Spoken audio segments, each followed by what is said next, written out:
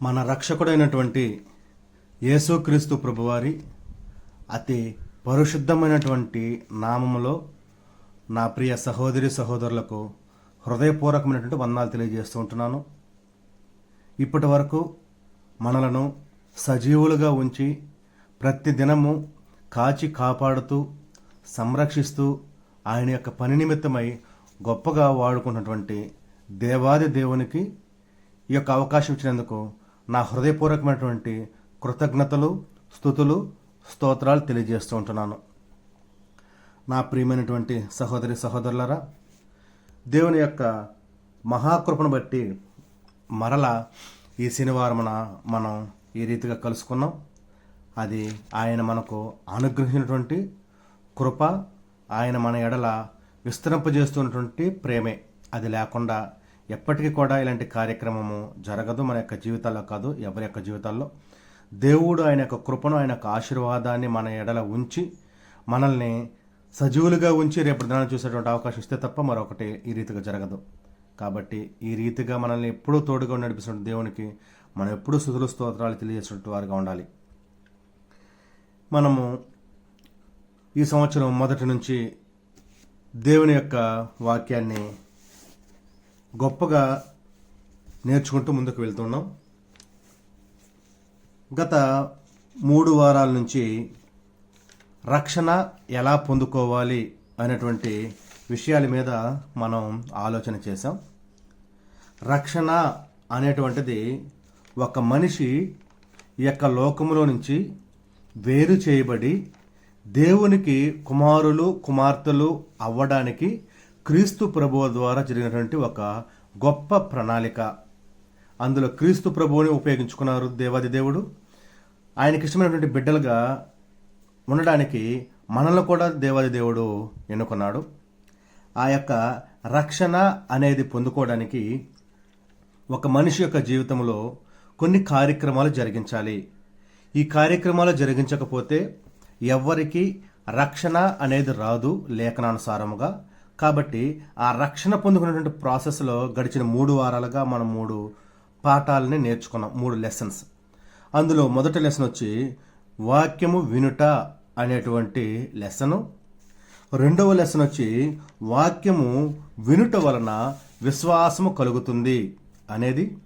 Third one, వాక్యము వినిన తర్వాత విశ్వాసము కలిగిన తర్వాత ఒక మనిషి యొక్క మనసు చెలిస్తుంది, తద్వారా అతని యొక్క మనస్సు మారుతుంది పశ్చాత్తాపపడి. కాబట్టి ఆ 3వ లెసన్ ఏమనుకున్నాం? మారు మనసు అనేటువంటి లెసన్ గడిచిన వారాన మనం నేర్చుకుంది. ఈ యొక్క మారు మనసు అనేటువంటి లెసన్ అయిన తర్వాత ఈ వారం ఇప్పుడు మనం నేర్చుకోబోయేది ఒప్పుకొనుట అనేటువంటి లెసన్. నేను మీకు ప్రతి వారమున ఎందుకు గడిచిన వారం విషయాన్ని గుర్తు చేస్తున్నానంటే, ఆ యొక్క విషయాన్ని గుర్తు చేస్తే దానికి కంటిన్యూషన్గా ఉన్నటువంటి ఈ వారం లెసన్ అనేది అర్థమవుతుంది. ప్రీవియస్గా ఉన్నటువంటి విషయాలు అర్థం కాకపోతే, అవి మనకు జ్ఞాపకం లేకపోతే ఈ వారం మనం ఏం చెప్తున్నది అనేది కొత్తదిగా ఉంటుంది తప్ప అది స్టెప్ బై స్టెప్ ప్రాసెస్ ప్రకారం వస్తున్నటువంటి విషయం మనకు అవగాహన రాదు. కాబట్టి అందునిమిత్తమే నేను మీకు ప్రతి వారం లెసన్ చెప్పేటప్పుడు దానికి ముందు మనం ఏం చెప్పుకున్నాము అనేటువంటి విషయాన్ని మీకు గుర్తు చేస్తూ ఉంటున్నాను. అది మీరు గమనించాలని మీకు ప్రేమతో నేను కోరుతూ ఉంటున్నాను. ఒకసారి గడిచిన వారాన మనం నేర్చుకున్నటువంటి లెసన్ ఒకసారి గుర్తు చేసి ఈ వారం పాటలోనికి నేను వెళ్తాను. ప్రియమైనటువంటి వారలారా, గడిచిన వారాన మనం నేర్చుకున్నది ఒక మనిషి యొక్క జీవితంలో రక్షణ అనేది పొందుకోవడానికి, లేదా మార్పు అనేది పొందుకోవడానికి, లేదా లోకములో నుంచి దేవునిలోనికి జతపరచబడడానికి, చీకటిలో నుంచి వెలుగులోనికి రావడానికి ఒక ముఖ్యమైనటువంటి కార్యక్రమం జరగాలి. అది మారు మనసు అనేటువంటి విషయము. ఈ మారు మనసు అనేటువంటి ఆ యొక్క స్థితి ఒక మనిషికి కలగకపోతే, అతని యొక్క మనసు పశ్చాత్తాపం అనేది పడకపోతే, శరీరాశలకి ఆత్మీయ స్థితికి, అంటే శరీర స్థితికి ఆత్మీయ స్థితికి ఏ విధంగా యుద్ధము జరుగుతుందో ఆ యుద్ధములో ఆత్మీయ స్థితి గెలవాలి అంటే ఈ యొక్క అంతర్గతంగా జరిగేటువంటి ఆ యొక్క పోరాటము చాలా ముఖ్యమైనటువంటిది. ఆ అంతర్గతంగా జరిగేటువంటి పోరాటంలో మనం గెలిస్తేనే మనము ఆత్మీయ స్థితిలో అభివృద్ధి చెందుతాం. అలా అంతర్గతంగా ఆ పోరాటం జరిగేది ఒక మనిషి యొక్క హృదయంలో. ఆ యొక్క హృదయంలో జరిగేటువంటి ఆ యొక్క పోరాటమే పశ్చాత్తాపము. ఆ పోరాటం వల్ల కలిగేటువంటి ప్రతిఫలమే మారు మనసు. తద్వారా వచ్చేదే రక్షణ, బాప్తిసం పొందుకున్న తర్వాత. కాబట్టి ఆ యొక్క మారు మనసు అనేది ఒక మనిషికి ఎందుకు అవసరం అంటే, అందరూ కూడా పాపము చేసి దేవుడు అనుగ్రహించు మహిమను పొందలేకపోతున్నారు. దేవుడైతే అందరూ ఆయనకు నచ్చినట్టు బిడ్డలుగా ఉండాలని ఆయన ఆలోచన చేశారు. కానీ లోకంలో ఉన్నటువంటి వారు వారి క్రియల వలన, వారి వ్యక్తిగతమైనటువంటి ఆలోచనల వలన, వారి యొక్క పరిస్థితుల వలన అనేక పాపాలు చేసి దేవునికి దూరం అయిపోతున్నారు. కాబట్టి ఒక మనిషికి పాప క్షమాపణ నిమిత్తము మనము మారు మనసు అనేది పొందుకోవాలి అనేటువంటి విషయాన్ని గడిచిన వారిలో మనం ప్రారంభించాం. ఒక మారు మనసు అనేది మనల్ని పాపం నుంచి దేవుని వైపుకి నడిపిస్తుంది. అంటే దేవునితో ఉన్నటువంటి ఆ యొక్క బంధాన్ని పెంపొందించుకునేలాగా చేస్తుంది. ఆ యొక్క పశ్చాత్తాపము లేదా మారు మనసు అనేది పొందకపోతే ఎవరైనా సరే దేవుడు అనుగ్రహించినటువంటి మహిమను పొందలేరు. కాబట్టి వారు దేవుని రాజ్యాన్ని స్వతంత్రించుకోవడానికి అర్హత అనేది ఎవరికి ఉండదు. అందుకనే ప్రతి ఒక్కరూ పాపాలు చేస్తూ ఉంటారు, అపరాధాలు చేస్తూ ఉంటారు, తప్పులు చేస్తూ ఉంటారు. అవన్నీ వారు ఎదురుగా కనబడుతూ ఉన్నప్పటికీ కూడా వారు మారు మనసు పొందాలని ఎవరు ఆలోచన చేయరు. లోకంలో ఎవ్వరు చెప్పరు, నువ్వు చేస్తున్నది తప్పు, ఈ తప్పు వల్ల నీకు ప్రతిఫలం ఉంటుంది, ఈ తప్పు చేయడము ఎవరికి మంచిది కాదు, దేవునికి అసలు మంచిది కాదు, నువ్వు నీ యొక్క పాప స్థితిని మార్చుకో, నీ యొక్క తప్పులను ఒప్పుకో అని ఎవ్వరు ఈ లోకంలో అయితే చెప్పరు. కానీ ఒక క్రైస్తవులు మాత్రమే చెప్తారు. ఎందుకంటే ఏ ఒక్క ఆత్మ ఆరిపోవడం ఎవ్వరికీ ఇష్టం ఉండదు, ఏ పాపి నశించిపోవడం ఒక క్రైస్తవునికి ఇష్టం ఉండదు. అందుకే క్రైస్తవులు ఉన్నట్టు మనమందరము అనేక మంది తెలియజేస్తాం, ఈ యొక్క పాప స్థితిని మార్చుకో అనేటువంటి విషయాన్ని మనం తెలియజేస్తాం. కాబట్టి ఒక నిజమైనటువంటి మారు మనస్సు అనేటువంటి పొందినటువంటి వ్యక్తికి లక్షణాలు ఎలా ఉంటాయంటే, అతను పాపాన్ని ఒప్పుకుంటాడు, అతను చేసింది తప్పు అని గ్రహిస్తాడు, తద్వారా హృదయంలో భయంకరంగా దుఃఖిస్తాడు. అవును తండ్రి, నేను తప్పు చేశాను, తండ్రి నేను పాపం చేశాను, ఆ పాపం నుంచి నన్ను పరిశుద్ధపరచని నేను దేవుని ఎదుట బ్రతిమలాడుకుంటాడు, కన్నీటి ప్రార్థన చేస్తాడు. ఇది దైవచిత్తానుసారమైనటువంటి దుఃఖము. కాబట్టి ఆ యొక్క దుఃఖములో నుంచి పాపాన్ని విడిచిపెట్టి మారు మనసు పొంది కొత్త జీవితాన్ని అతను ప్రారంభిస్తాడు. అప్పుడు ప్రభువు చెప్పినట్లుగా క్రీస్తుతో ఉన్నటువంటి వాడు నూతన సృష్టి. అతని యొక్క జీవితంలో పాతవి గతించిపోయాయి, నూతనమైనటువంటివి అతని యొక్క జీవితంలో జరుగుతూ ఉన్నాయి. ఈ రీతిగా పాపము యొక్క ఆ స్థితి నుంచి పరిశుద్ధులు అవ్వడానికి వారు చేసింది తప్పు అని ఒప్పుకున్నటువంటి వ్యక్తులు, తద్వారా మారు మనసు పొందినటువంటి వ్యక్తులు అనేక మంది ఉన్నట్టుగా మనం గ్రంథంలో చూసాం. వారిలో దావీదు గారిని ఆలోచన చేసాం, నినువే ప్రజల్ని మనం ఆలోచన చేసాం, అలాగే తప్పిపోయినటువంటి కుమారుడిని కూడా మనం ఆలోచన చేసాం. ఎవరైతే తండ్రిని, మన పరలోకం ఉన్నటువంటి తండ్రి, ఈ యొక్క లోకంలో ఉన్న తండ్రి కాదు కానీ పరలోకం ఉన్నటువంటి తండ్రి మన ఎడల కలిగినటువంటి ఆ యొక్క ప్రణాళికని ఎవ్వరు కూడా విడిచిపెట్టకుండా దాన్ని గైకొని దాని చిత్తానుసారంగా నడుచుకొని క్రీస్తు ప్రభువు ద్వారా దేవునికి కుమారులు కుమార్తెలు అవ్వడమే రక్షణ అనేటువంటి కార్యక్రమం. అందులో మారు మనసు అనేది గడిచిన వారం మనం నేర్చుకున్నాం. ఈ విషయాల్ని మనం పోయిన వారం అంతా చర్చించుకోవడం జరిగింది. ప్రియమైనటువంటి వారలారా, ఈ వారాన ఒప్పుకోలు అనేటువంటి పాఠం దగ్గరికి మనం వచ్చున్నాం. ఒక వ్యక్తి వాక్యము వినిన తరువాత అతనికి విశ్వాసము అనేది కలిగిన తరువాత, లేదా విశ్వాసము అనేది అతనికి వచ్చిన తరువాత, అతని యొక్క జీవితంలో మారు మనసు అనేది అతను పొందిన తరువాత చేయవలసినటువంటి కార్యక్రమమే ఒప్పుకోలు అనేటువంటి కార్యక్రమము. ఒప్పుకోలు అని మనం సంబోధించవచ్చు, లేదా ఒప్పుకొనుట అని మనం సంబోధించవచ్చు. రెండు ఒకటే అర్థాన్నిచ్చేటువంటి పదాలు. ఈ యొక్క ఒప్పుకొనుట అనేటువంటి పదాన్ని మనం ఆలోచన చేస్తే ఇంగ్లీష్లో ఇది కన్ఫెషన్ కన్ఫెషన్ అనేటువంటి అర్థముతో ఉంది. మనం ఆదిమ హిబ్రీ గ్రీకు భాషలోనికి మనం వెళ్తే అక్కడ హోమోలోజియో అనేటువంటి పదము ఆదిమ హిబ్రూ భాషలో ఉంది. HOMOLOGEO. దీని అర్థం ఏంటంటే అదే మాటని తిరిగి చెప్పడము లేదా బహిరంగంగా ప్రకటించడము, తెలిసిన దాన్ని కావచ్చు, నమ్మిన దాన్ని కావచ్చు, దానిని అందరి ఎదుట ఒప్పుకోవడము అనేటువంటి అర్థాలతో ఇది ఉన్నట్టుగా మనం చూస్తూ ఉంటున్నాం. హోమోలోజియో అనేటువంటి పదం నుంచి కన్ఫెషన్ అనేటువంటి దాన్ని తర్జుమా చేశారు. ఆ ఇంగ్లీష్లో ఉన్నటువంటి కన్ఫెషన్ నుంచి తెలుగులోనికి ఒప్పుకొనుట అనేటువంటి పదము మనకు అందుబాటులోనికి వచ్చిందనేటువంటి విషయాన్ని మనం ఆలోచించాలి. ప్రియమైనటువంటి వారలారా, అసలు ఒప్పుకొనుట అంటే ఏంటి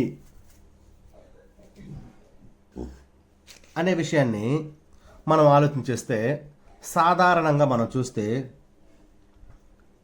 మనకు ఒక వ్యక్తి మాట్లాడేటువంటి మాటల్ని లేదా ఒక వ్యక్తి వేరే వాళ్ళకి చెప్పాలనుకున్నటువంటి విషయాన్ని లేదా ఇద్దరి మధ్య జరిగినటువంటి ఒక సంభాషణ లేదా ఈ రెండు కుటుంబాల మధ్య కావచ్చు, ఇద్దరు వ్యక్తుల మధ్య కావచ్చు, ఒక వడంబడిక అనేది జరగడానికి నేను ఈ విధంగా చేస్తాను, నువ్వు ఈ విధంగా చేయాలి, నాకు నచ్చినట్టుగా నేను చేస్తాను, నీకు నచ్చినట్టుగా నువ్వు చేయాలి, నువ్వు చెప్పినటువంటి మాటను బట్టి నేను ఈ రీతిగా నీ ఎదుట ఈ విధంగా ఒప్పుకుంటున్నాను, నేను చెప్పినటువంటి మాటను బట్టి నువ్వు ఈ రీతిగా నా ఎదుట ఒప్పుకోవాలి.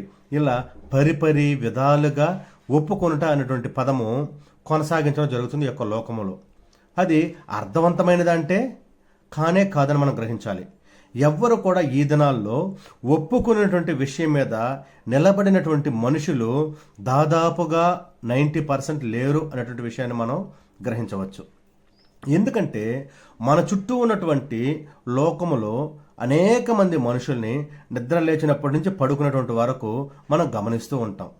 ఈ యొక్క గమనించేటువంటి ప్రాసెస్లో ఒక వ్యక్తిని దగ్గర నుంచి చూసినా లేదా ఒక వ్యవస్థని దగ్గర నుంచి మనం చూసి ఆలోచన చేసినా వారు ఒక మాట మీద నిలబడినట్లుగా దాదాపుగా కనిపించదు. ఒక వడంబడిక మీద ఉన్నట్లుగా దాదాపుగా కనిపించదు. వారు ఒక విషయాన్ని ఒప్పుకున్న దాని మీద నిలబడినట్లుగా దాదాపుగా కనిపించదు. అతి తక్కువ మందిలో కనిపిస్తుంది. వారు ఎవరంటే నిజమైనటువంటి క్రైస్తవులు.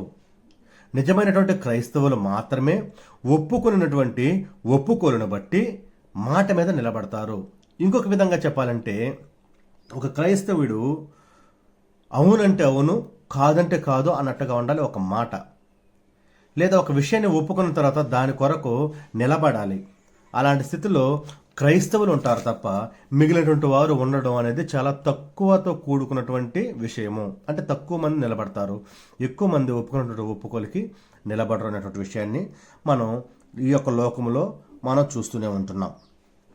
ఇక్కడ మనం ఆలోచన చేస్తే ఇప్పటి వరకు మనం లోకము అనేటువంటి విషయాన్ని ఆలోచన చేసాం. కానీ గ్రంథం దగ్గరకు వస్తే ఈ లోకములో ఉన్నటువంటి మనుషులలాగా మాట మార్చడం కానివ్వండి, లేదా సమయాన్ని బట్టి ఆలోచన చేసి నాకు నచ్చినట్లుగా చేస్తాను అని కానివ్వండి, లేదా నాకు ఉపయోగం కలిగితేనే, నాకు దీని వలన ఒక యూజ్ అనేది ఉంటేనే దాని ప్రకారం నేను చేస్తాను అని చెప్పడం కానివ్వండి, ఇలాంటిది కాదు ఒప్పుకోవడం అంటే. ఒప్పుకోవడం అంటే కేవలం మాటలతో కాదు. అంటే మనిషి ఎదురుగా ఉన్నప్పుడు ముఖస్తుతి చేసినట్లుగా మాట్లాడేటువంటి మాటలు కాదు ఒప్పుకోవడం అంటే.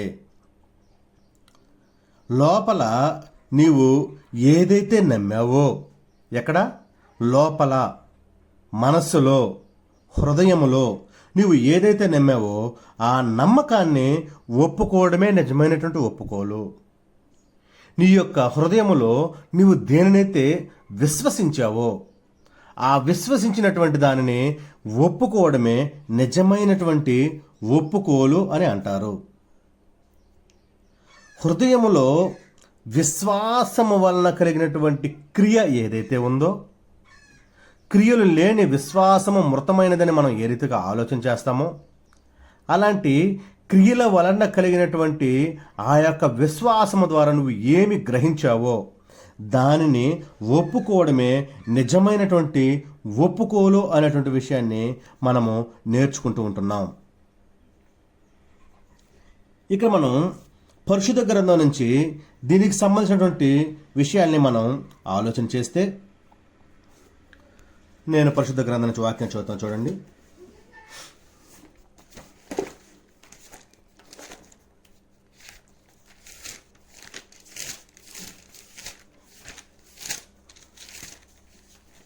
లోక సువార్త 12వ అధ్యాయం 8వ వచనం చదువుతాను చూడండి. మరియు నేను మీతో చెప్పునదేమనగా, నన్ను మనుష్యుల ఎదుట ఒప్పుకొనువాడెవడో మనుష్య కుమారుడు దేవుని దూతల ఎదుట వానిని ఒప్పుకొనును. మనుషుని ఎదుట నన్ను ఎరుగనను వానిని నేనును ఎరుగనని దేవుని దూతల ఎదుట చెప్పుదున నేను. ప్రియమైనటువంటి వారలారా, ఇక్కడ మనం ఏమి ఆలోచన చేయాలంటే, ఒప్పుకోవడము అనేది ఎక్కడ జరుగుతుంది అంటే మనుష్యుల ఎదుట జరుగుతుంది. మనిషి ఎదుట కాదండి, ఒక వ్యక్తి ఎదుట కాదు, ఒక వ్యవస్థ కావచ్చు, ఒక సమూహం కావచ్చు, వారి ఎదుట జరిగేటువంటి కార్యక్రమమే ఒప్పుకోలు. నువ్వు నేను ఒంటరిగా ఉండి, ఇద్దరంగా ఉండి, నా ఎదుట నువ్వు, నీ ఎదుట నేను ఒక మాట చెప్పుకున్నాం, ఒక మాట ప్రకారం నిలబడాలి, ఒక మాటకి ఒప్పుకోవాలనేటువంటిది కాదు. ఇది ఒక వ్యవస్థ లేదా ఒక సమూహం వారి ఎదుట ఒప్పుకున్నటువంటి కార్యక్రమం. ఆ కార్యక్రమం అక్కడ జరగాలి. ఆ సమూహం ఎవరంటే పిలువబడిన వారి యొక్క సమూహము, లోకములో నుంచి దేవుని దగ్గరకు వచ్చిన వారి యొక్క సమూహము, పాపములో నుంచి పరిశుద్ధతలోనికి మారిన వారి యొక్క గుంపు, ఆ యొక్క సమూహమే సంఘము. నా ప్రియమైనటువంటి సహోదర సహోదరులు, మనం ఇక్కడ ఆలోచన చేయాలి. ఒప్పుకునేటువంటి కార్యక్రమము ఎక్కడ జరుగుతుందంటే మనుషుల ఎదుట జరుగుతుంది, లేదా సంఘము ఎదుట జరుగుతుంది. సంఘం ఎదుట ఏం జరుగుతుందంటే, నేను మీతో చెప్పునదేమనగా, నన్ను మనుషుల ఎదుట ఒప్పుకునేటువంటి వాడు ఎవడైతే ఉన్నాడో నేను మనుష్య కుమారుడు దేవుని దూతల ఎదుట వాడిని ఒప్పుకొనును. ఈ లోకంలో ఆ యొక్క ఒప్పుకోలు కార్యక్రమం జరిగేటప్పుడు ఎవరైతే నన్ను ఒప్పుకుంటారో నేను కూడా పరలోకమందునటువంటి దేవుని సముఖంలో ఉన్నటువంటి దూతల ఎదుట వానిని కూడా ఒప్పుకుంటాను. ఎవరైతే ఈ యొక్క లోకంలో ఉన్నప్పుడు నన్ను ఒప్పుకోరో నేను పరలోకమందునటువంటి దేవుని దూతల ఎదుట వారిని నేను ఒప్పుకోను. వారెవరో నాకు తెలియదనే చెబుతాను. ప్రియమైనటువంటి వారలారా, నేను చెప్పేది శ్రద్ధగా ఆలోచించేయండి. ఎందుకంటే యేసుక్రీస్తు ప్రభువు వారు మాట్లాడేటువంటి మాట, నేను దేవుని కుమారుని. ఎవరైతే నేను దేవుని కుమారుడినని ఎవరైతే ఇక్కడ మనుషుల ఎదుట ఒప్పుకుంటారో లేదా సాక్ష్యం ఇస్తారో వారినే నేను అక్కడ ఒప్పుకుంటాను. ఎవరైతే సాక్ష్యం ఎవరో ఎవరైతే ఒప్పుకోరో నేను వారిని ఒప్పుకోను. ఈ యొక్క కార్యక్రమం, రక్షణ అనేటువంటి కార్యక్రమం ఈ యొక్క లోకంలో ఎవరైతే జరిగిస్తారో వారే పరలోకములో కూడా దీనికి ప్రతిఫలాన్ని పొందుతారు. ఎవరైతే ఈ యొక్క లోకంలో యొక్క కార్యక్రమాన్ని జరిగించారో ఖచ్చితముగా వారు పరలోకములో ప్రతిఫలాన్ని పొందరు.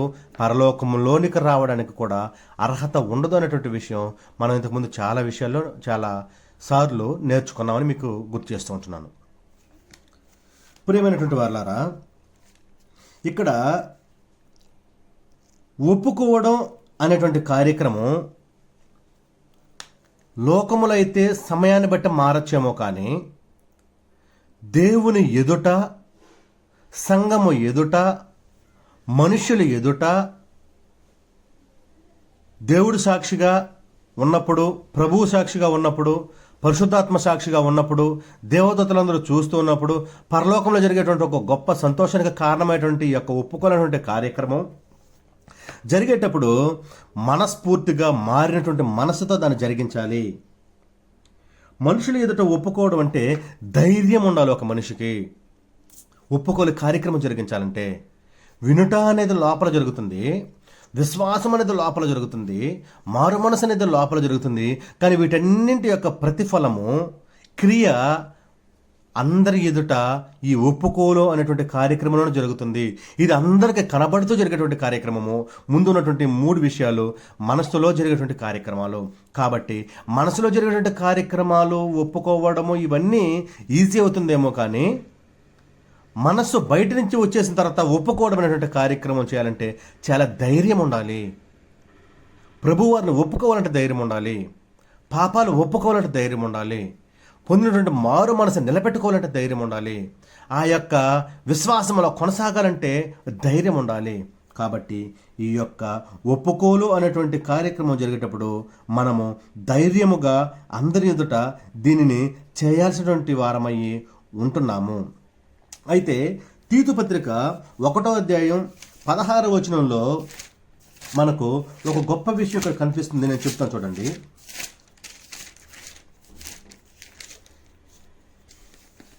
1వ అధ్యాయం 16వ వచనం మనం చదివితే, దేవుని ఎరుగుదమని వారు చెప్పుకొందురు, కానీ అసహ్యులను అవిధేయులను ప్రతి సత్కార్యము విషయము భ్రష్టులయ్యుండి తమ క్రియల వలన ఆయనను ఎరుగమన్నట్టున్నారు. ప్రియమైనటువంటి వాళ్ళారా, మనం ఇక్కడ ఆలోచన చేస్తే ఒప్పుకునేటువంటి కార్యక్రమము ధైర్యంగా జరగాలని మనం కోరుకున్నాం అందరి ఎదుట. కానీ కొద్దిమంది మేము దేవుని ఎరుగుదుమని చెప్పుకుంటారు. పైకి అంటే మనుషుల మెప్పు కొరకు వారు చెప్పుకుంటారు, కానీ వారు అసహ్యులు, అవిధేయులు, ప్రతి మంచి విషయములో పనికి మాలిన వారు, భ్రష్టులైపోయి ఉన్నారు. అయినా అలాంటి వారిని ప్రభు పిలుచుకుంటున్నాడు. అది వారు గుర్తించకుండా వారు నటిస్తూ ఉంటున్నారు. అంటే ఆయనను మేము ఎరగలేదంటున్నారు. వారు పొందుకున్నటువంటి మారు మనసు కరెక్ట్ అయినది కాదు, వారి యొక్క ఆలోచన విధానం కరెక్ట్ అయినటువంటిది కాదు. అప్పటి వరకు వారిని వినినది విశ్వాసము, ఆ యొక్క మారు మనసు ఇవేవి అతన్ని కదిలించలేకపోయాయి. కానీ పైకేం చెప్తున్నారు? మేము ఆయన ఎరుగుదమని చెప్పుకుంటున్నారు, కానీ వారి క్రియలను బట్టి చూస్తే వారు ఆయనను ఎరగకున్నట్టుగా ఉన్నారు. ఇలాంటి వారు ఒప్పుకోకూడదండి ప్రభువారిని. ఎందుకంటే నువ్వు ఎరుగుదమంటే ముందు జరిగేటువంటి 3 కార్యక్రమాలు ఖచ్చితంగా జరుగుండాలి. నటనతో వద్దు. నటించడానికి ఇది లోకం కాదు, లోకంలో జరిగేటువంటి విషయం కాదు, లోకం కోసం జరిగేటువంటి విషయం కాదు, లోక ఆశల కొరకు పోరాడేటువంటి విషయం కాదు. నువ్వు నటిస్తూ ముందుకు వెళ్ళడానికి ఇది ఆత్మీయ స్థితికి సంబంధించినటువంటి కార్యక్రమము, రక్షణ పొందుకోవడానికి సంబంధించినటువంటి కార్యక్రమము, జీవగ్రంథంలో నీ పేరు లిఖించబడడానికి జరిగేటువంటి ఒక కార్యక్రమము. నీ యొక్క మరణము తర్వాత, తీర్పు తరువాత దేవుని యొక్క సన్నిధిలో ఆయనకి ఇష్టానుసారంగా బ్రతికితే ఎంతకాలము, వందల వేలు లక్షల కోట్ల సంవత్సరాలు తెలియదు, అంతకాలం మనం సంతోషంగా ఉండడానికి ముఖ్యమైనటువంటి కార్యక్రమం ఇది. అలాంటి కార్యక్రమం జరిగించేటప్పుడు నటనతో కూడినదిగా ఉన్నట్టుగా ఉండకూడదు. నీ యొక్క మారు మనసు మనస్ఫూర్తిగా జరుగుండాలి, లేఖనానుసారముగా జరుగుండాలి. అప్పుడే నువ్వు దేవుడిని, దేవుని కుమారుడిని ఎరిగిన వారివై ఉంటావు తప్ప నటించడం కోసం నువ్వు ఎరిగినానని చెప్పుకుంటే అది రక్షణ కిందకి రాదు. నువ్వు భ్రష్టుడు అయిపోతావు. ఇలా చేసినా కూడా ఆజ్ఞ అతిక్రమమే పాపము, పాపము వల్ల వచ్చే జీతము మరణము. ఇవన్నీ ఆజ్ఞ ప్రకారం జరుగుతున్న లేఖనానుసారంగా. వీటిని నువ్వు ఎప్పుడైతే తిరస్కరిస్తావో అప్పుడు ఆజ్ఞను అతిక్రమించిన వాడు అవుతావు.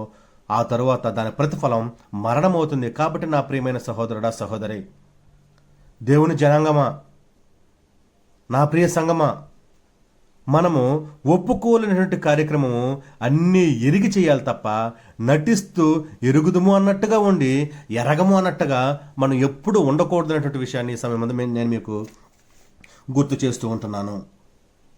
మరొక విషయాన్ని మనం ఆలోచించేద్దాం. రక్షణ విషయంలో ఒప్పుకోవడం అనేది ఒక గొప్ప క్రియ. ఇది ప్రముఖమైనది కూడా.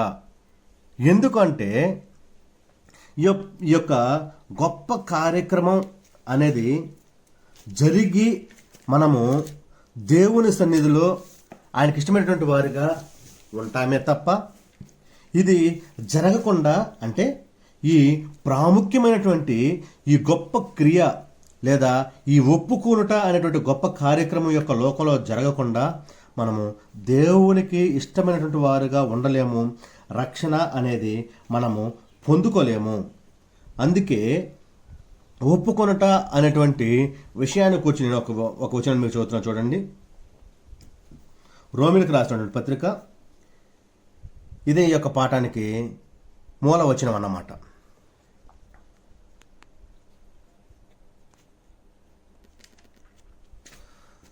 రోమిలకు రాసినటువంటి పత్రిక 10వ అధ్యాయం 8వ వచనం చదువుతున్నా చూడండి. 8వ వచనం, అదేమని చెప్పుచున్నది? వాక్యము నీ యొద్దను నీ నోటను నీ హృదయంలోనూ ఉన్నది, అది మేము ప్రకటించు విశ్వాస వాక్యమే. 9వ వచనం చూడండి. అదేమనగా యేసు ప్రభువని నీ నోటితో ఒప్పుకొని, ఏమనండి? యేసు ప్రభువని నీ నోటితో ఒప్పుకొని, ఇదేనండి మనం ఒప్పుకోవాల్సినటువంటి కార్యక్రమము. అందరి ఎదుట, సంఘము ఎదుట, సమూహము ఎదుట ఒప్పుకోవాల్సిన కార్యక్రమము. ఈ కార్యక్రమం జరిగితేనే పరలోకములో దేవుని ఎదుట, దేవుని దూతల ఎదుట సంతోషం అనేటువంటి కార్యక్రమం కూడా జరుగుతుంది. చూడండి కంటిన్యూషన్. యేసు ప్రభువని నీ నోటితో ఒప్పుకొని, దేవుడు మృతులలో నుండి ఆయనను లేపెనని నీ హృదయమందు విశ్వసించిన ఎడల నీవు రక్షింపబడదువు. ఎలయనగా నీతి కలుగునట్లు మనుషుడు హృదయంలో విశ్వసించును, రక్షణ కలుగునట్లు నోటితో ఒప్పుకొనును. నా ప్రియమైనటువంటి నా సహోదరులారా, నా సహోదరులారా, ఇక్కడ అపోస్తలుడైన పౌలు గారి ద్వారా దేవుడు మనకు తెలియజేసినటువంటి విషయము మనము ఆలోచన చేస్తే ఇది చాలా గొప్ప కార్యక్రమము. అదే ఇప్పుడు మనం చదువుకున్నాం. ఒక వ్యక్తి రక్షణ అనేటువంటి కార్యక్రమంలో ఉన్నప్పుడు, మారు మనసు పొందిన తర్వాత అతను ఒప్పుకోవాల్సింది ఏంటంటే, యేసు క్రీస్తే నిజమైనటువంటి ప్రభువు, యేసే ప్రభువు అని నోటితో అందరి ఎదుట ఒప్పుకోవాలి. అంత మాత్రమే కాకుండా పరలోకమందున్నటువంటి దేవుడు మృతులలో నుండి ఆయనను లేపెనని మనం రక్షణ పొందుకున్న వాళ్ళం ఆలోచన చేస్తాం కదా. యేసుక్రీస్తు ప్రభువారు చనిపోయి 3వ దినాన తిరిగి లేపబడ్డాడని. ఈ యొక్క విషయాన్ని మనం ఆల్రెడీ అంగీకరించేశాం. కానీ రక్షణ పొందుకోబోయేటువంటి వ్యక్తి ఈ యొక్క విషయాన్ని కూడా హృదయంలో విశ్వసించాలి. ఏమని విశ్వసించాలంటే, దేవుడు మృతులలో నుండి యేసుక్రీస్తు ప్రభువారిని లేపాడు, యేసుక్రీస్తు ప్రభువారు లేచారు, ఈయన గొప్ప దేవుని కుమారుడు, ఈయన నా రక్షకుడు, నేను ఈయన నమ్ముకుంటే నాకు రక్షణ వస్తుంది, నా దేవుడుగా పైనటువంటి నా తండ్రిని నేను విశ్వసిస్తే నాకు ఆయన పరలోకాన్ని దయచేస్తాడు అనేటువంటి విషయాన్ని విశ్వసిస్తే నీవు రక్షింపబడదువు. ఈ యొక్క కార్యక్రమం జరగాలి ఒక వ్యక్తి రక్షింపబడడానికి. తర్వాత చూడండి, ఎలయనగా నీతి కలుగునట్లు మనుషుడు హృదయములో విశ్వసిస్తాడు. నేను ముందుగానే మీకు చెప్పాను, వినుట, విశ్వాసము, మారు మనసు అనేటువంటి కార్యక్రమాలు హృదయములో జరుగుతాయి. ఇవి నీతి కలగడానికి లేదా మార్పు పొందడానికి ఇవి హృదయములో జరుగుతాయి. ఇవి ఎవ్వరికి తెలియదు, కానీ ఆ యొక్క కార్యక్రమంలో పాలి భాగస్వామైన నీకు మాత్రమే తెలుసు. రక్షణ పొందుకోబోతున్నటువంటి నీకు మాత్రమే తెలుసు ఈ 3 కార్యక్రమాలు. ఇవన్నీ నీతి కలిగినట్లు మనుషుడు హృదయంలో విశ్వసిస్తాడు. కానీ రక్షణ కలగాలంటే నోటితో ఒప్పుకోవాలి. ఏం చేయాలి? నోటితో ఒప్పుకోవాలి. నోటితో ఒప్పుకోకుండా ఒక వ్యక్తికి రక్షణ రాదు. యేసే ప్రభువు అని ఒప్పుకోకుండా రక్షణ రాదు. యేసే ప్రభువు అని సంఘము ఎదుట చెప్పకుండా ఒక వ్యక్తికి రక్షణ రాదు. యేసే ప్రభు అని నేను విశ్వసిస్తున్నానని ఒక వ్యక్తి అనేక మంది ఎదుట సాక్ష్యం ఇవ్వకుండా అతనికి రక్షణ రాదు. యేసు ప్రభువే నా రక్షకుడు, నేను ఆయన్ని అంగీకరిస్తున్నానని చెప్పకుండా సంఘము ఎదుట అతనికి రక్షణ రాదు. ఒక వ్యక్తి యేసే ప్రభువు అని విశ్వసించి ఆ తరువాత ఆ విశ్వసించిన దానిని బట్టి ఆయన ఒప్పుకున్నట్టు ఒప్పుకోలు బట్టి జీవించకపోతే ఆ రక్షణలో అతను కొనసాగలేడు. నా ప్రియమైనటువంటి నా సహోదరుడా, నా సహోదరి, మనము ఎదురని ఆలోచించేద్దాం. మనం పొందుకున్నటువంటి ఆ యొక్క రక్షణలో భాగమైనటువంటి ఒప్పుకోలేనటువంటి కార్యక్రమాన్ని మనం జరిగించాం కదా. ఆ యొక్క ఒప్పుకున్నటువంటి ఒప్పుకోళ్ళకి తగినట్లుగా మనం నడుచుకుంటున్నామా లేదా ఈనాడు మనల్ని మనం క్వశ్చన్ చేసుకోవాలి. మనకు మనం క్వశ్చన్ మార్క్ వేసుకోవాలి. మనల్ని మనం ప్రశ్నించుకోవాలి. అర్థం ఎదుట చేరి ప్రశ్నించుకుంటావా లేదా పరిశుద్ధ గ్రంథం ఎదుట చేరి ప్రశ్నించుకుంటావా? అది నీ ఇష్టం. కానీ మనల్ని మనం పరిశీలన చేసుకోవాలి. ఆలోచన చేద్దాం ప్రియమైనటువంటి వారలారా. ఆయన యందు విశ్వాసముంచు వాడెవడును సిగ్గుపడడని లేఖనము చెప్పుతున్నది. ఎవరైతే ఈ యొక్క కార్యక్రమాలు చేయడానికి ఆయన యందు విశ్వాసం ఉంచుతారో ఆ యొక్క వ్యక్తిని దేవుడు సిగ్గుపరచనీయడు. అంత గొప్పగా దేవుడు వారిని ఆశీర్వదిస్తాడనేటువంటి విషయము ఈ సమయం మందు మీకు గ్రంథం నుంచి నేను మీకు తెలియజేస్తున్నాను. ప్రభు వారు ఇక్కడ మనకు స్పష్టంగా చెప్పేది ఏంటంటే, మనం ఈ చదివినటువంటి ఈ యొక్క వాక్యాన్ని బట్టి మనము బహిరంగంగా అందరి ఎదుట ఒప్పుకోవాలి. ఎక్కడ? బహిరంగంగా అందరి ఎదుట మనం ఒప్పుకోవాలి. ఆ ఒప్పుకున్న ఒప్పుకోలను బట్టి మనకు రక్షణ అనేటువంటిది పొందుకోవడానికి బాప్తిస్మము అనేటువంటి కార్యక్రమము ఇవ్వడం జరుగుతుంది. ప్రియమైనటువంటి వారలారా, ఆ యొక్క కార్యక్రమం జరగడానికే మనం ఈ ఒప్పుకోలేనటువంటి కార్యక్రమాన్ని మనం జరిగిస్తాము. ఈ ఒప్పుకోలేనటువంటి కార్యక్రమం జరగకుండా తదుపరి ఇంకొక మెట్టి ఎక్కడానికి మనకు అవకాశం ఉండదు. మెట్టి అంటే లోకంలో మెట్టి అనుకుంటున్నావేమో, దేవుని దగ్గరకు రావడానికి, దేవుని కుమారుడవు కుమార్తెవు అవ్వడానికి నీకు ముందుకు అడుగు వేయలేవు అనేటువంటి విషయాన్ని ఈ సమయం ముందు నేను మీకు గుర్తు చేస్తూ ఉంటున్నాను. నా ప్రియమైనటువంటి వారలారా, మనం పరిశుద్ధ గ్రంథంలో మనం ఆలోచన చేస్తే ఈ రీతిగా ఒప్పుకునేటువంటి సందర్భాలు ఉన్నాయా, ఒప్పుకునేటువంటి వారున్నారా అని ఆలోచన చేస్తే ఉన్నారండి. పరిశుద్ధ గ్రంథం మనం ఒక వ్యక్తిని పరిశుద్ధ గ్రంథం నుంచి మనం చూస్తే నేను మీకు చదువుతాను చూడండి. అపోస్తుల కార్యాలు 8వ అధ్యాయంలోకి వెళ్తే మనకు ఒక గొప్ప వ్యక్తి అక్కడ కనిపిస్తాడు మనకు. అపోస్తుల కార్యాలు 8వ అధ్యాయం 30 నేను చెప్తాను చూడండి.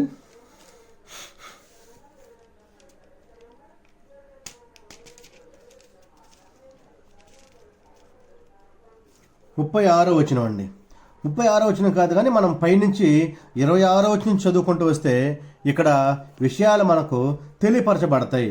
ఆ యొక్క విషయాలు ఏంటంటే, ప్రభువు దూత నీవు లేచి దక్షిణముగా వెళ్ళి యెరూషలేము నుండి గాజాకు పో అరణ్య మార్గమును కలుసుకొమ్మని ఫిలిప్పుతో చెప్పగా అతడు లేచి వెళ్ళెను. అప్పుడు ఐథియోపియాలో రాణి అయిన కందాకే క్రింద మంత్రి అయి ఆమె యొక్క ధనాగారం అంతటి మీదనున్న ఐథియోపియుడు నేను నపుంసకుడు ఆరాధించుటకు యెరూషలేమునకు వచ్చి ఉండెను. తరువాత 29వ వచనం, అప్పుడు ఆత్మ ఫిలిప్పుతో నువ్వు రథము దగ్గరకు పోయి దానిని కలుసుకొనమని చెప్పాను. ఫిలిప్పు దగ్గరకు పరిగెత్తుకుపోయి అతడు ప్రవక్త అయిన యెషయా గ్రంథము చదువుతుండగా నీవు చదువునది గ్రహించుతున్నావా అని అడుగుగా అతడు ఎవడైనా నాకు త్రోవ చూపుకుంటే ఎలాగో గ్రహింపగలను చెప్పి రథమెక్కి తనతో కూర్చుండమని ఫిలిప్పును వేడుకొనెను. అతడు లేఖనమందు చదువుతున్న భాగమేదనగా ఆయన గొర్రెవలే వదకు తేబడెను. బొచ్చు కత్తిరించి వాని ఎదుట గొర్రెపిల్ల ఎలాగ మౌనంగా ఉండను అలాగే ఆయన నోరు తెరవకుండాను.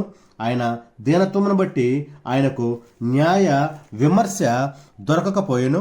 ఆయన సంతానమును ఎవరు వివరించరు? ఆయన జీవము భూమి మీద నుండి తీసివేయబడినది. అప్పుడు నపుంసకుడు ప్రవక్త ఎవని గూర్చి ఇలాగో చెప్పుచున్నాడు, తన్ను గూర్చియ వేరొకను గూర్చియ దయచేసి నాకు తెలుపమని ఫిలిప్పును అడిగాను. అందుకు ఫిలిప్పు నోరు తెరిచి ఈ లేఖనమును అనుసరించి అతనికి యేసును గూర్చిన సువార్తను ప్రకటించెను. తరువాత వారు త్రోవలో వెలుచుండగా నీళ్లున్న ఒక చోటుకు వచ్చినప్పుడు నపుంసకుడు, ఇదిగో నీళ్లు, నాకు బాప్తిసం ఇచ్చుటకు ఆటంకమేమని అడిగి రథం నిలుపమని ఆజ్ఞాపించును. ఫిలిప్పు నపుంసకుడు ఇద్దరు నీళ్ళలోనికి దిగిరి. అంతటి ఫిలిప్పు అతనికి బాప్తిస్మం ఇచ్చెను. ప్రియమైనటువంటి వారలారా, ఈ యొక్క ఒప్పుకోలు అనేటువంటి కార్యక్రమము పరిశుద్ధ గ్రంథంలో ఇదిగో మనం ఇక్కడ ఆలోచన చేయొచ్చు. ఎవరు ఈయనంటే ఇథియోపియాల రాణి అయినటువంటి కందాకే అనేటువంటి ఆమె కింద మంత్రి మరియు ఆమె ధనాగారం అంతటి, అంటే ఆ యొక్క డబ్బు అంతటి మీద అధికారి అయినటువంటి నపుంసకుడు ఇతను యెరూషలేముకు వెళ్తూ ఉన్నాడు ఆరాధన చేయడానికి. దేవుని ఆత్మ ఇక్కడ ఫిలిప్తో మాట్లాడి, వెళ్ళి అతని దగ్గరికి వెళ్ళు, అతను కలుసుకో, అతను మాట్లాడు, అతనికి వాక్యాన్ని ప్రకటించు, సువార్తను తెలియజేయి, ఆ తర్వాత అతను రక్షణలోనికి నడిపించు అన్నప్పుడు ఇప్పుడు మనం 26వ వచనం నుంచి మనం కంటిన్యూగా చదువుకుంటూ వచ్చాం. దాదాపు 38 వచనాల వరకు చదువుకుంటూ వచ్చాం. ఇవన్నీ అందులో జరిగినటువంటి కార్యక్రమాలు. ఇక్కడ అతను చదువుకుంటూ వస్తున్నాడు ధర్మశాస్త్ర గ్రంథాన్ని. నువ్వు ఏం చదువుతున్నావు అని అడిగినప్పుడు, నాకు తెలియదు, నాకెవరన్నా చెప్తేనే కదా నాకు తెలుస్తుంది అన్నప్పుడు, అప్పుడు ఫిలిప్పు అతనికి యేసుక్రీస్తు ప్రభువారు కూర్చున్నటువంటి సువార్తను విశదముగా తెలియజేశాను. అంటే ప్రారంభం నుంచి చివరి వరకు మొత్తం విషయాలు అతనికి తెలియజేశాడు. ప్రారంభం నుంచి అంటే యేసుక్రీస్తు ప్రభువారి యొక్క మరణము, సమాధి, పునరుత్థాన కార్యక్రమాలను, వాటికి సంబంధించినటువంటి విషయాలను, వాటి యొక్క ప్రాముఖ్యతను, అందులో నుంచి మనం నేర్చుకోవాల్సినటువంటి విషయాలను, వీటన్నింటినీ ఫిలిప్పు నపుంసకుడికి తెలియజేసిన తర్వాత ఆ సమయంలో నపుంసకుడు వాక్యాన్ని విన్నాడు, ఆయన చెప్పిన దాన్ని బట్టి విశ్వసించాడు. ఆ తర్వాత అతని యొక్క మనసులో మార్పు కలిగింది. అప్పుడు యేసుక్రీస్తే ప్రభువని నోటితో ఒప్పుకొని అతను రక్షణ పొందుకున్నాడు. అప్పుడే ఇగో నీళ్ళు ఇక్కడ బాప్తిసం ఇవ్వడానికి నాకేం ఆటంకం అని అన్నప్పుడు వెంటనే ఫిలిప్పు అతని ఇద్దరు బండిలో నుంచి దిగి ఆ నెలలోనికి వెళ్ళి అతనికి బాప్తిస్మం ఇచ్చాడు ఫిలిప్పు గారు. నా ప్రియమైనటువంటి వారలారా, ఇలాంటి కార్యక్రమాలు పరిశుద్ధ గ్రంథంలో జరుగున్నాయి, లిఖించి ఉంది. ఇంతకుముందు ఈ విషయాలు జరిగాయి అని చెప్పడానికి ఇదే రుజువు. అప్పటి నుంచి ఇప్పటి వరకు కోటాను కోట్ల మంది రక్షణలోనికి వస్తున్న ప్రతి ఒక్కరూ ఇదే రీతిగా యేసుక్రీస్తే ప్రభువని వారి నోటుతో ఒప్పుకొని వారి యొక్క హృదయంలో విశ్వసించి బాప్తిస్మమైనటువంటి కార్యక్రమాన్ని పొందుకుంటున్నారు. ఇవి జరగకుండా ఎప్పుడు కూడా ఎవ్వరికి కూడా ఎక్కడ కూడా రక్షణ అనేది రాలేదు. వేరొక మార్గాన్ని దేవుడు వారికి ఇవ్వలేదు. అయితే ఈనాడు లోకంలో ఉన్నటువంటి వింత పోకడ మనం ఆలోచన చేస్తే అసలు విశ్వసించడానికి ఆ యొక్క వయస్సు స్థితి లేనటువంటి వారు కూడా బాప్తిస్మం ఇస్తున్నారు. విశ్వసించాలి అంటే మంచి చెడులను వివేచించగలిగేటువంటి జ్ఞానం కావాలి. అసలు మంచి ఏంటో చెడు ఏంటో కూడా తెలియనటువంటి వారికి బాప్తిస్మం ఇచ్చేస్తున్నారు. పుట్టిన పిల్లలకి బాప్తిస్మం ఇచ్చేస్తున్నారు. యవ్వనస్తులు కాని వారికి బాప్తిస్మం ఇచ్చేస్తున్నారు. అసలు ఈ యొక్క కార్యక్రమాలన్నింటి కూర్చున్నటువంటి విషయాలు వారికి చెప్పకుండానే బాప్తిస్మం ఇచ్చేస్తున్నారు. యేసుక్రీస్తు ప్రభువారి యొక్క మరణము, సమాధి, పునరుత్థాన కార్యక్రమాలు, సంఘమును కూర్చున్నటువంటి విషయాలు, సంఘం యొక్క ప్రాముఖ్యత, ప్రభువారి ఎందుకు యొక్క లోకానికి వచ్చారు, మరలా ఎందుకు వెళ్ళారు, మరలా త్వరలో తిరిగి ఎందుకు రాబోతున్నారు, ఈ విషయాలు ఏవి చెప్పకుండా, ఆయన మరణం యొక్క ప్రాముఖ్యత చెప్పకుండా, ఆయన పునరుత్థానుడైనటువంటి శక్తిమంతులను చెప్పకుండా, మరణాన్ని జయించలేసినటువంటి యేసుక్రీస్తు ప్రభువారు గొప్పవాడని చెప్పకుండా అందరూ చాలా సింపుల్గా బాప్తిస్మం ఇచ్చేస్తున్నారు. ఇవన్నీ లేఖనాలకి వ్యతిరేకమైనటువంటి క్రియలు. అసలు ఒప్పుకోలేని జరగకుండా బాప్తిస్మం ఇచ్చేస్తున్నారు. చిన్నపిల్లలు ఏం ఒప్పుకుంటారండి? వారికి బాప్తిస్మం ఇచ్చేస్తున్నారు. జెండా కింద దూర్చి బాప్తిస్మం ఇచ్చేస్తున్నారు. రకరకాలైనటువంటి కార్యక్రమాల ద్వారా రక్షణలోనికి నడిపిస్తామని అనుకుంటున్నారు. కానీ గ్రంథం ప్రకారము వాళ్ళు చేయట్లేదు అనేటువంటి విషయాలు వాళ్ళు ఆలోచన చేయట్లేదు. ప్రేమైనటువంటి వాళ్ళారా, ఆ రీతిగా ఎవరు చేసినా అది లేఖనానుసారము కాదు.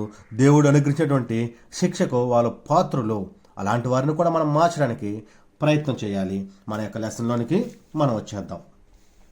మరలా ఈ రీతిగా ఒప్పుకున్నటువంటి విషయాల్ని ఇంకెవరైనా ఉన్నారా అని మనం ఆలోచన చేస్తే, బాప్తిస్మం ద్వారా కాదు కానీ, అంటే రక్షణ పొందుకున్నటువంటి ఈ యొక్క కార్యక్రమంలో కాకుండా నార్మల్గా మనం ఆలోచన చేస్తే, యేసుక్రీస్తు వారిని ప్రభువు, ఆయన దేవుని కుమారుడు అని ఒప్పుకున్నటువంటి వ్యక్తి పేతురు గారిని మనం చూడొచ్చు. మత్తయి సువార్తలో 16వ అధ్యాయం 16వ వచనాన్ని మనం చూస్తే ఇక్కడ జరిగినటువంటి సంభాషణ, ఇక్కడ జరిగినటువంటి కార్యక్రమము అందరికీ తెలిసినటువంటిదే. నేను ఎవరు? యేసుక్రీస్తు ప్రభువారు శిష్యులు అడుగుతున్నారు, నేను ఎవరు? ఆ సందర్భంలో ఒక్కొక్కరు ఒక్కొక్క మాట చెప్తున్నారు. కొందరు ఏమంటున్నారు? బాప్తిస్మిచ్చి యోహాన్ అంటున్నారు, కొద్దిమంది ఏలీ అంటున్నారు, కొద్దిమంది ఇర్మియా అంటున్నారు, కొద్దిమంది ప్రవక్త అంటున్నారు, కొద్దిమంది ఇంకొకరు అంటానే ఉన్నారు. అప్పుడు ప్రభు ఏమంటున్నాడు? మీరైతే నేను ఎవరని చెప్పుకుంటున్నారని వాళ్ళని అడిగినప్పుడు అందుకు పేతురు, నీవు సజీవుడు ఒక దేవుని కుమారుడు అయిన క్రీస్తువి. విశ్వసించేటప్పుడు మనం మాట్లాడే మాటల్లో ఇది ఒకటి. యేసే ప్రభువు, యేసే నా రక్షకుడు, యేసు దేవుని కుమారుడు. ఇక్కడ పేతురు గారు కూడా ఈయనని యేసు దేవుని కుమారుడని ఒప్పుకున్నట్లుగా మనం పరిశుద్ధ గ్రంథంలో చూడొచ్చు. మరొక విషయాన్ని నేను మీకు గుర్తు చేస్తాను. సిలువ మీద ఉన్నటువంటి దొంగ, ఈ దొంగ సరే ఒకసారి చూద్దాం. లోకా సువార్త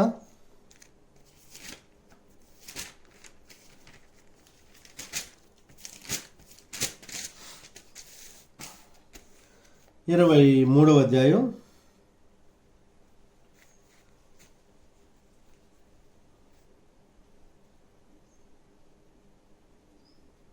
39వ వచనం చూడండి. ప్రెలాడదీబడిన నేస్తుల ఒకడు ఆయనను దూషించుచు, నీవు క్రీస్తువు కదా, నిన్ను రక్షించుకొనుము, మమ్మను కూడా రక్షించమని చెప్పాను. అయితే రెండోవాడు వారిని గద్దించి, నీవు అదే శిక్షా విధిలో ఉన్నావు కనుక దేవునికి భయపడవా? మనకైతే ఇది న్యాయమే, మనము చేసిన వాటికి తగిన ఫలము పొందుచున్నాము, కానీ ఈయన ఏ తప్పిదమో చేయలేదని చెప్పి ఆయనను చూచి, యేసు, నీవు దేవుని రాజ్యంలోనికి వచ్చినప్పుడు నన్ను జ్ఞాపకం చేసుకోనమని చెప్పాను. దేవుని రాజ్యంలోనికి వచ్చినప్పుడు, దేవుని రాజ్యంతో వచ్చినప్పుడు అంటే నువ్వు దేవుని కుమారుడు అని విశ్వసిస్తేనే అది జరుగుతుంది. అక్కడ సులువు మీద ఉన్న దొంగ కూడా ఆయన విశ్వసించాడు దేవుని కుమారుడని. ప్రేమైనటువంటి వారలారా, ఈనాడు రక్షణ పొందుకున్నటువంటి మనమందరం కూడా దేవుని కుమారుడు ఆయనని, ఆయనే ప్రభువని, ఆయనే మన రక్షకుడని మనం నోటుతో ఒప్పుకోవాల్సినటువంటి అవసరత ఉంది.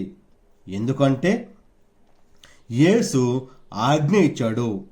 యేసుక్రీస్తు ప్రభువారు ఆజ్ఞ ఇచ్చారు కాబట్టి హృదయంలోని విశ్వాసము బయటపడాలి. కాబట్టి ఇది ధైర్యమైనటువంటి సాక్ష్యం. కాబట్టి ఒక మనిషి లోకములో నుంచి దేవునిలోనికి తిరిగేటువంటి ఒక గొప్ప క్రియ. కాబట్టి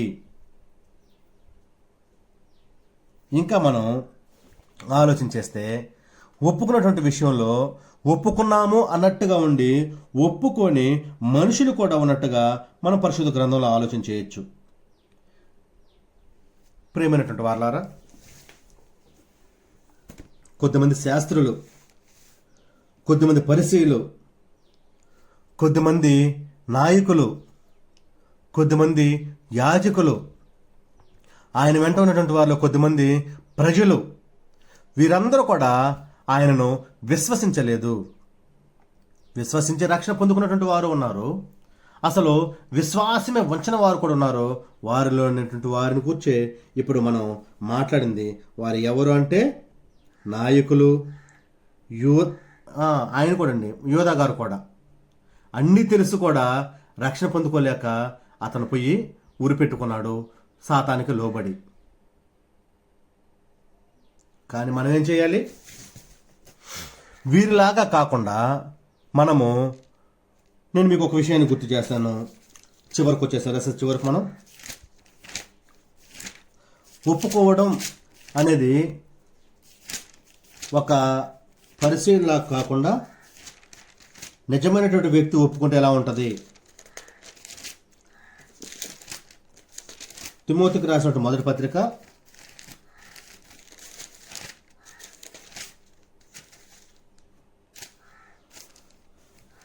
6వ అధ్యాయం 12వ వచనం నేను చదువుతాను చూడండి. సరే 12 కాదు 11 చదువుకుందాం.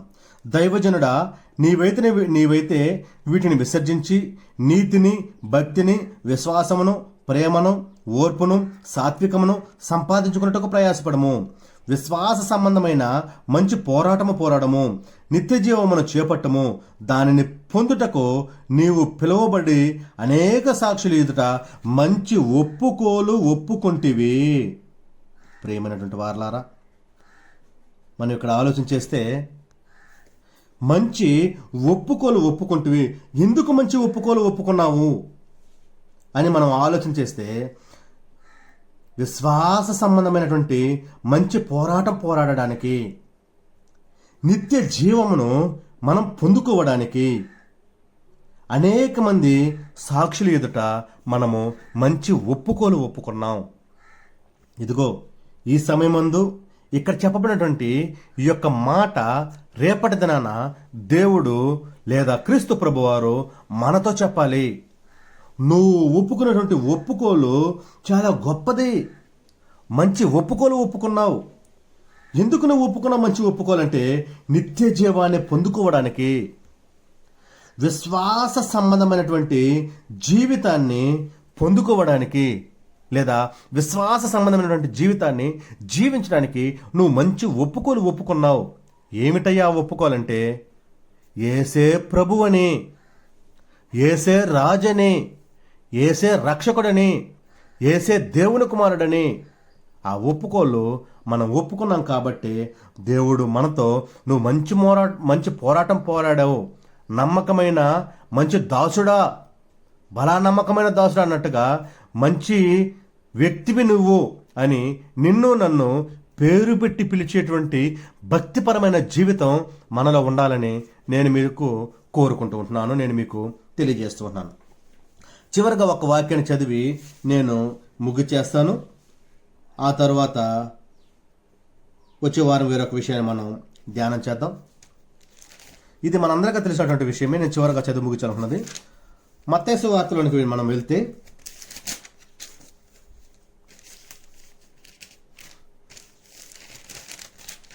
7వ అధ్యాయం 21వ వచనం. ప్రభువా ప్రభువా నన్ను పిలుచు ప్రతివాడు పరలోక రాజ్యంలో ప్రవేశింపడు, కానీ పరలోకమందున్న నా తండ్రి చిత్త ప్రకారం చేయవాడే పరలోకములో ప్రవేశించును. ప్రియమైనటువంటి వారలారా, మనము ఇలా నామకార్థమైనటువంటి క్రైస్తవులుగా ఉంటున్నామా, లేదా దేవుని చిత్తానుసారమైనట్టుగా ఆయనకు నచ్చినటువంటి భక్తిపరులుగా జీవిస్తున్నటువంటి విషయాన్ని ఆలోచన చేయాలి. కొద్దిమంది ఉన్నారు, వారు పైకి ప్రభువా అని పిలుస్తారు. వారు వినేది పైకి నటనే, వారికి కలిగినటువంటి విశ్వాసము నటనే, వారు మనసులో మారు మనసు పొందిందని చెప్పడము నటనే. వారు పైకి మాత్రమే ప్రభువా ప్రభువా ప్రభువా ప్రభువా ప్రభువా ప్రభు అని పిలుస్తూ ఉంటారు. అయితే అది నిజమైనటువంటి మార్పు కాదు. అందుకే ఇక్కడ చెప్తున్నాడు, ప్రభువా ప్రభువా అని పిలిచే ప్రతి ఒక్కడు పరలోక రాజ్యంలో ప్రవేశించడు, కానీ పరలోకమందు నా తండ్రి చిత్త ప్రకారం చేయవాడే ప్రవేశించును. ఎవరైతే లేఖనానుసారంగా రక్షణ పొందుకుంటారో వారికే పరలోకం ఉంటుంది. కానీ లేఖనానుసారంగా రక్షణ పొందుకోకుండా ఉన్నటువంటి వారికి, నటిస్తూ ఉన్నటువంటి వారికి, నటించినట్టుగా జీవించేటువంటి వారికి, మనుషుల మెప్పు కోసం జీవించేటువంటి వారికి రక్షణ దొరకదు. దాని తర్వాత పరలోకము దొరకదు. వారు దేవుడు అనుగ్రహించినటువంటి మహిమను పొందలేరు, కానీ శిక్షణ పొందుతారు. ప్రియమైనటువంటి నా సహోదరుడా, నా సహోదరి, మనము ఈ యొక్క లోకంలో బ్రతుకుతూ ఉన్నప్పుడు దేవుడు మనల్ని ప్రేమించి ఆయన కుమారుడిని మన కొరకు పంపించి మనమందరం ఆయన ఎదుట పరిశుద్ధులుగా నిష్కలంకులుగా ఉండాలని ఆలోచన చేసి గొప్ప ప్రణాళికను మన ముందుంచాడు. ఆ యొక్క ప్రణాళికలో మనం ఆయన ఏదైతే మన నుంచి ఆశించాడో, మనం ఏ రీతిగా జీవించాలని, ఏ రీతిగా ఎదగాలని కోరుకున్నాడో ఆ రీతిగా ఎదుగుతూ లేఖనానుసారంగానే బ్రతకాలి తప్ప ఆయన యొక్క ఉగ్రతకు పాలయ్యేవారుగా మనం ఉండకూడదని మీకు తెలియజేస్తూ ఉంటున్నాను. మన యొక్క పాఠం అయిపోయింది. ఈ దినాన మనం ఇందులో నేర్చుకున్నటువంటి విషయం ఏంటంటే, మనము ఒప్పుకున్నటువంటి కార్యక్రమము మనుషులు ఎదుట జరుగుతుంది. ఇది పూర్తిగా ఒక మనిషి మారు మనసు పొందితేనే జరుగుతుంది తప్ప మారు మనసు అనేది పొందకపోతే ఎప్పటికీ కూడా ఇది జరగదు. ఇది ధైర్యంతో చేసేటువంటి ఒక కార్యక్రమము, విశ్వాసంతో చేసేటువంటి ఒక కార్యక్రమము, హృదయంలో విశ్వసించి నోటితో ఒప్పుకుంటేనే తప్ప రక్షణ అనేది రాదు అనేటువంటి విషయాన్ని నేను మీకు తెలియజేశాను. దీనికి ఉదాహరణగా ఐథియోపియుడైనటువంటి నపుంసకుడైనటువంటి అధికారం కూర్చున్నటువంటి విషయాలు మనం నేర్చుకున్నాం. ఆ తరువాత అనేక మంది ఉన్నారు, వారు శాస్త్రులు, పరిసయ్యులు, కొందరు నాయకులు, ఆఖరికి యోధ, వీరందరూ కూడా ఆయనను విశ్వసించలేదు, ఆయన్ని ఒప్పుకోలేదు. చివరికి ప్రభువా ప్రభు అని పిలిచే ప్రతి ఒక్కరు పరలోక రాజ్యంలో రారు అని క్లియర్గా కరాఖండిగా గ్రంథం మనకు తెలియజేస్తూ ఉంది. ఈ విషయాలను నేర్చుకున్నాం. ఇప్పటి వరకు చాలా చక్కగా ఓపికతో సహనముతో దేవుని యొక్క వాక్యాన్ని నేర్చుకునే విషయంలో మీరందరూ భక్తి కలిగి ఉన్నందుకు మీకు అందరికీ వందనాలు తెలియజేస్తున్నాను. దేవుడు మనందరి భక్తిని మన యొక్క విశ్వాసాన్ని ఈ విధంగానే పెంచాలని కోరుకుంటూ ఉంటున్నాను. దేవుని యొక్క మహాకృపను బట్టి రేపటి వారాన బాప్తిస్మము అనేటువంటి పాఠాన్ని మనం నేర్చుకుందాం. దేవుడు మనల్ని అందరినీ కాచి కాపాడి సంరక్షించాలని ప్రేమతో ప్రార్థన చేసుకుని దేవుణ్ణి ఎప్పుడు మనం ఈ వేడుకునేటువంటి వారుగా ఉండాలని మీకు తెలియజేస్తున్నాను. మీకు అందరికీ నా హృదయపూర్వమైన వందనాలు తెలియజేస్తున్నాను. ఈ యొక్క అవకాశం ఇచ్చిన దేవాది దేవునికి కూడా స్తుతులు స్తోత్రాలు తెలియజేస్తూ ఉంటున్నాను. అందరికీ వందనాలండి.